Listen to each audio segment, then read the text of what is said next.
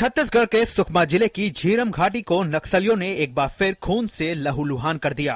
Bastar Sukma border पर तोंगपाल इलाके में तकबड़ा गांव के करीब नक्सलियों ने सुरक्षा बलों पर घात लगाकर हमला कर दिया, जिसमें 16 लोग शहीद हो गए। शहीदों में केंद्रीय रिजर्व पुलिस बल की 80वीं बटालियन के 11 जवान, छत्तीसगढ़ पुलिस के 4 जवान और 1 नागरिक शामिल है।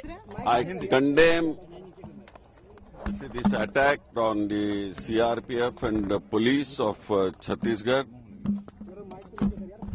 The 11 CRPF people have died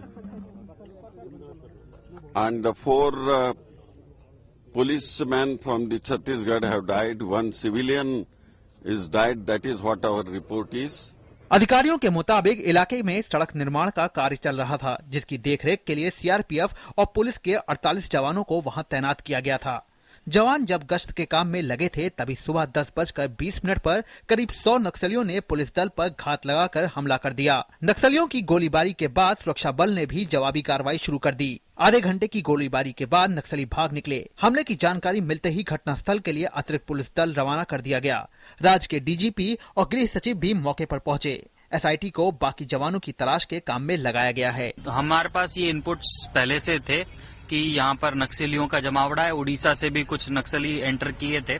तो अभी एसटीएफ जो सुकमा जिले पे और जगदलपुर इन दोनों तरफ से ऑपरेशन लॉन्च किए हैं और जिस तरफ ये भागे हैं उस साइड में एसटीएफ इनको कट करने के लिए लगी हुई है। केंद्र ने भी सीआरपीएफ के डीजी को मौके पर भेजा है। बुधवार को गृह मंत्रालय की टीम हालात का जायजा लेने जा सकती है। ऐसा नहीं है कि खुफिया या सुरक्षा एजेंसियों को इस तरह की घटना के बारे में कोई आशंका नहीं थी।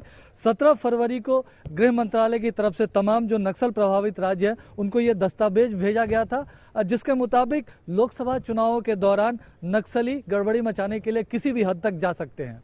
गृह मंत्रालय के सूत्रों का कहना है कि राज्यों को नक्सली हमले को लेकर सतर्क किया गया था, खासकर छत्तीसगढ़ और झारखंड जैसे नक्सल प्रभावित राज्यों को। खुफिया एजेंसियों को इस बात की जानकारी मिली थी कि वो ग्रामीणों को लोकसभा चुनाव के बहिष्कार के लिए उकसा रहे हैं और हथियार जमा कर रहे हैं।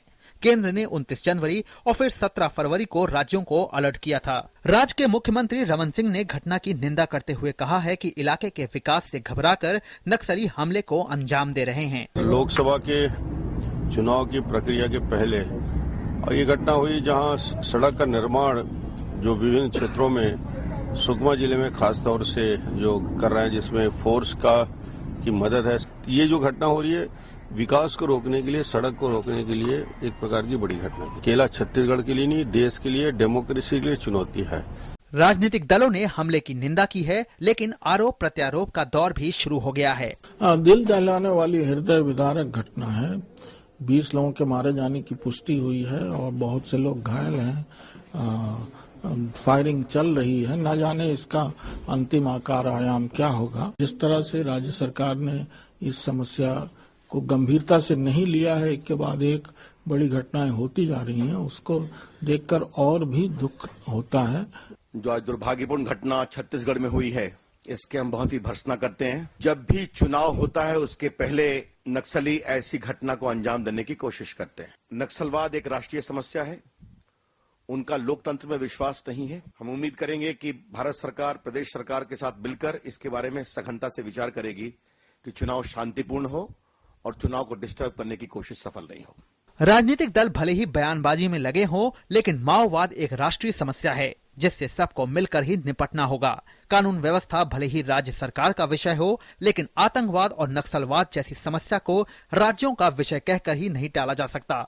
चुनाव के मौके पर नक्सली इस तरह के हमले की और भी कोशिशें कर सकते हैं। ऐसे में सरकार और सुरक्षा बल दोनों को ज्यादा अलर्ट रहना होगा। दिल्ली से सुधाकर दास और रायपुर से राघवेश पांडे के साथ ब्यूरो रिपोर्ट, डीडी न्यूज।